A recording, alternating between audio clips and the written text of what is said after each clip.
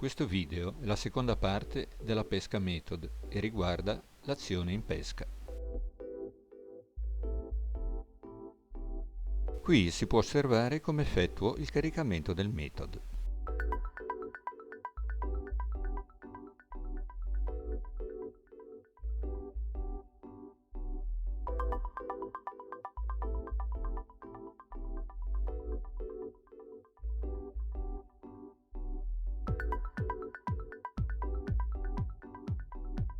Esistono in commercio gli stampi in silicone, ciascuno per il proprio metodo, che permettono il caricamento della pastura e dell'innesco. Io però preferisco farla a mano, anche perché così posso variare la quantità della pastura in base alle esigenze, ovvero molta all'inizio finché non entrano in pastura le carpe, meno dopo per non saziarle.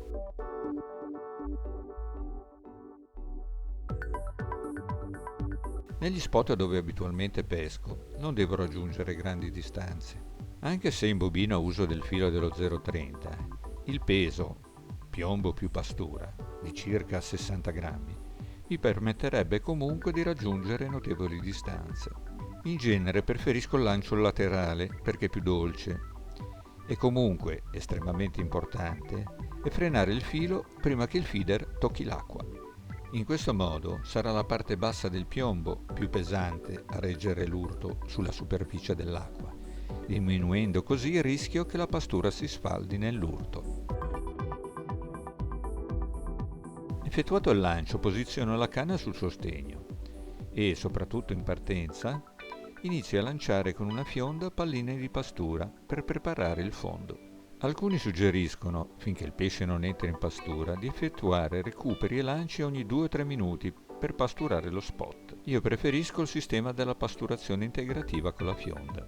In ogni caso, se non ho una partenza del pesce, ogni 10-15 minuti al massimo effettuo un nuovo lancio, questo durante tutta la sessione di pesca.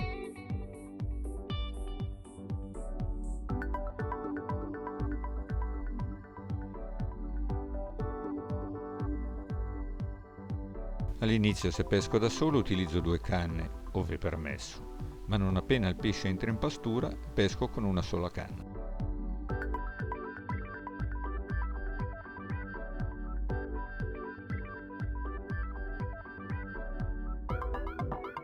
La tocca della carpa è di quelle che non si possono ignorare. L'unica accortezza è quella di essere pronti ad afferrare la canna per evitare di vedersela sparire nel lago.